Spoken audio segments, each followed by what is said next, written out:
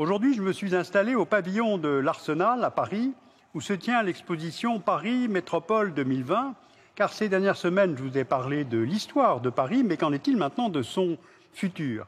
Car Paris doit tout à la fois rester fidèle à son histoire et protéger son incroyable patrimoine, et en même temps, c'est une capitale qui est inscrite dans l'économie mondialisée.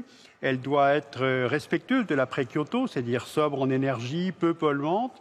En même temps, il faut construire des logements, améliorer l'offre de transport entre la banlieue et le centre notamment. C'est donc la quadrature de ce cercle que va tenter de résoudre les projets du Grand Paris et dont je vais vous parler aujourd'hui. Regardez cette vue aérienne. Elle nous montre un territoire d'environ 15 000 km² autour de Paris, capitale de la France. Mais de quoi parlons-nous exactement? Du bassin parisien, de la région parisienne, de l'Île-de-France? Donc soyons précis. D'abord, il y a la ville de Paris elle-même, intramuros, dont vous voyez là les limites administratives et dont je vous ai longuement raconté l'histoire. Au-delà, c'est ce qu'on appelle la Petite Couronne. Il s'agit des départements immédiatement voisins de Paris et qui sont au nombre de 3. Hauts-de-Seine, Seine-Saint-Denis, Val-de-Marne. Ils sont eux-mêmes entourés par les départements de la Grande Couronne, Seine-et-Marne, Essonne, Yvelines et Val d'Oise. Et c'est tout cet ensemble qui forme la région Île-de-France. L'Île-de-France est l'une des 22 régions que compte le pays. Elle occupe moins de 3% du territoire, mais regroupe 19% de la population française et génère à elle seule 31% du PIB national. La vie économique et sociale de la région est très centrée sur la capitale. D'ailleurs, le tracé des réseaux de transport le montre très bien. Regardez ce plan du RER, le réseau express régional. On voit que les lignes convergent vers Paris et que le RER, contrairement à ce que ce nom de réseau indique, ne connecte pas les villes de la périphérie entre elles. Ce réseau est certes très étendu, mais il est aujourd'hui vieillissant et surtout saturé. D'abord par manque d'investissement, mais surtout parce que la région parisienne a connu une croissance démographique très importante, plus 20% dans la Petite Couronne entre 1999 et 2009.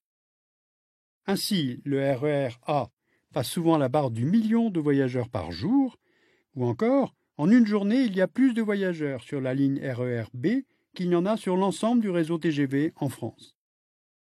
Et pour bien prendre la mesure de cette saturation, comparons les densités de population. Alors que la moyenne nationale est de 114 habitants au kilomètre carré, elle est de 976 en Île-de-France et de plus de 21 000 habitants au kilomètre carré à Paris. En fait, c'est l'une des plus fortes densités urbaines au monde. Pour vous donner une idée, New York, c'est un petit peu plus que 10 000 habitants au kilomètre carré et Hong Kong, 6 400 habitants au kilomètre carré. Et l'une des explications de cette densité, c'est la faible superficie de Paris. La ville intramuros fait 105 km², ce qui est peu comparé à Berlin, Rome ou encore Londres, qui est 15 fois plus vaste, même si les contours administratifs sont différents. Alors comment expliquer que Paris soit si peu étendue en comparaison des autres capitales européennes? D'abord, la ville n'a cessé d'être limitée par ses enceintes, qu'elles soient militaires, administratives ou fiscales. Enceinte de Philippe-Auguste, enceinte de Charles V, barrière fiscale des fermiers généraux, fortification de Thiers. Cette dernière enceinte a été détruite dans les années 1920, mais c'est pourtant juste à côté qu'on a construit à partir de 1960 cette autoroute urbaine qu'est le boulevard périphérique et qui, une fois encore, limite et isole la ville. À tout cela s'ajoutent les règlements d'urbanisme. Jusqu'en novembre 2010, et à quelques exceptions près, la hauteur constructible était limitée à 25 mètres dans les arrondissements centraux et à 37 mètres dans les arrondissements périphériques.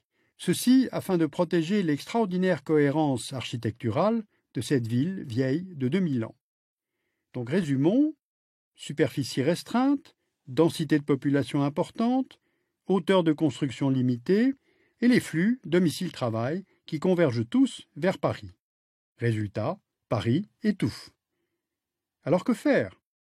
Eh bien, il faut imaginer un Paris plus grand, un Paris agrandi, en somme, un grand Paris. D'ailleurs, l'idée n'est pas nouvelle. Au XIXe siècle, Napoléon III rêve déjà d'une capitale qui s'étendrait de Saint-Germain-en-Laye aux environs de Chelles. Puis dans les années 30, l'architecte et urbaniste Henri Prost établit un plan directeur de la région parisienne.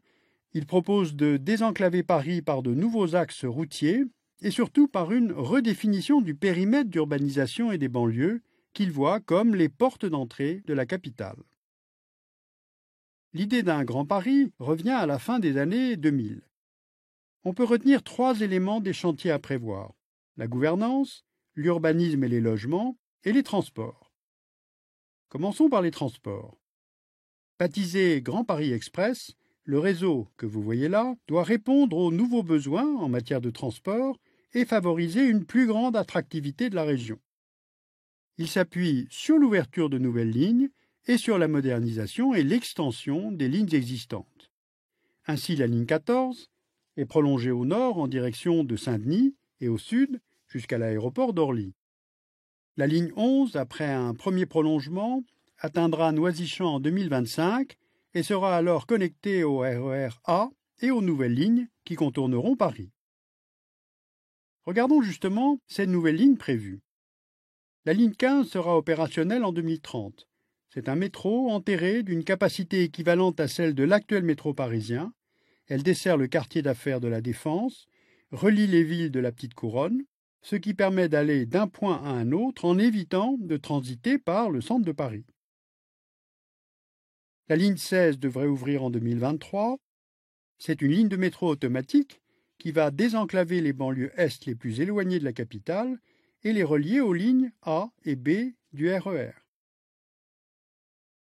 La ligne 17, prévue à l'horizon 2027, doit connecter les aéroports de Roissy-Charles de Gaulle et du Bourget et ainsi permettre la desserte vers Paris.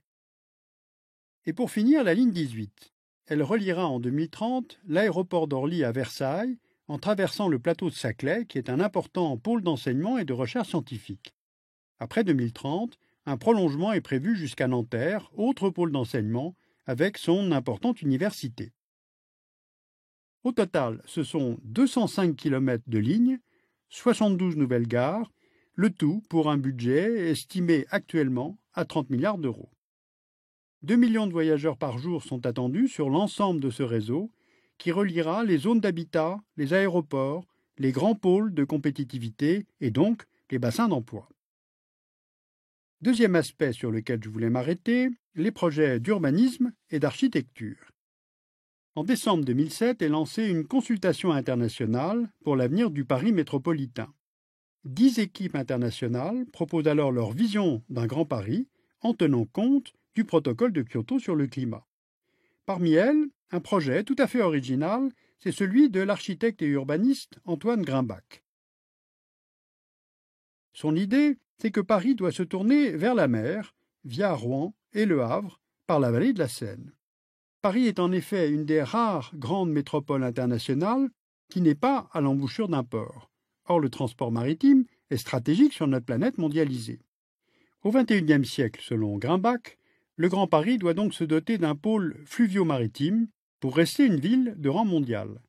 La vallée de la Seine deviendrait ainsi l'axe de la métropole, permettant pour une fois une croissance linéaire plutôt que radioconcentrique. Mais cette consultation, lancée en 2007, n'était pas un concours d'urbanisme, juste une sorte de brainstorming, ce qui signifie qu'aucune étude n'a été sélectionnée pour être réalisée. Alors où en est-on aujourd'hui ?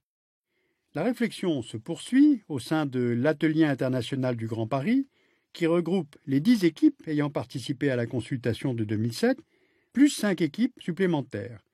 Mais paradoxalement, ce groupement d'intérêt public n'est pas un interlocuteur au ministère du Logement, où se prépare pourtant une loi sur l'urbanisme et le logement. D'où une certaine amertume de ses participants devant cette incohérence. Par ailleurs, de nombreux projets architecturaux ponctuels et de tailles diverses ont été intégrés au Grand Paris, à l'image de la tour Triangle. Haute de 180 mètres, elle sera au cœur du parc des expositions de la Porte de Versailles, et avec ses 42 étages, elle devrait transformer le parc des expositions en un ensemble tertiaire reconnu à l'échelle internationale. Les travaux pourraient commencer en 2013, mais un collectif de riverains s'oppose au projet, ce qui pourrait repousser l'échéance. D'autres projets sont en cours de réalisation, comme la restructuration du site des Halles dans le 1er arrondissement de Paris. En fait, le Grand Paris, c'est plus de 600 projets de toutes sortes et vous pourrez mieux les découvrir en venant au pavillon de l'Arsenal. Vous pourrez manipuler cette très grande maquette numérique qui est là dans mon dos et qui porte sur l'avenir de la capitale de la France. En fait, si on résume les grandes problématiques, d'abord Paris a besoin de plus de logements. Il faut améliorer l'offre de transport entre banlieues et entre les banlieues et le Paris-Centre, alors que Paris Intramuros a très bien réussi à réduire la place de l'automobile, et franchement, tant mieux. Construire plus de logements, et puis il y a aussi les problèmes de cohérence, de gouvernance, de coordination, car nos millefeuilles institutionnels créent des rivalités entre les communes, la ville, la région, l'État, et cela entraîne évidemment un certain nombre de déperditions et de pertes d'efficacité. Donc, est-ce que toutes ces institutions sont prêtes à se doter d'un outil de gouvernance plus ou moins commun? Et puis, il y a la question de l'urbanisme, car avec la désindustrialisation qui s'est achevée dans la douleur, la crise des banlieues, la crise de l'environnement et de l'énergie, comment retisser les liens autour de Paris et dans Paris? La capitale de la France peine à urbanistiquement, institutionnellement, socialement et donc mentalement à dépasser cette coupure, cette frontière que forme le boulevard périphérique. Si vous voulez en savoir plus, je vous invite à aller sur le site du Dessous des cartes. Nous avons regroupé tous les livres et tous les liens que nous avons consultés pour préparer ce dossier passionnant.